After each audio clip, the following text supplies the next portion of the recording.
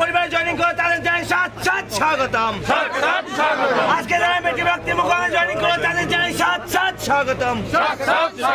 কৃষ্ণদাস জিন্দাবাদ, কৃষ্ণদাস জিন্দাবাদ, বন্দে মাতরম, বন্দে মাতরম, বন্দে মাতরম। আজকে আমাদের জলপাইগুড়ির যে নাগরাকাটা বিধানসভা, এই বিধানসভার 11টা পরিবার আজকে জয়েন করলেন।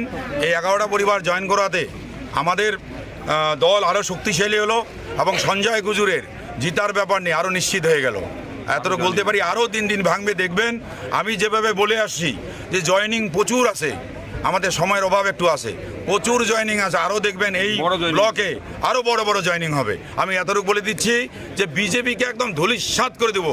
বিজেপি এখানে সাথে একদম, আমরা হবো সাত, ওরা হবে সাপ। একদম।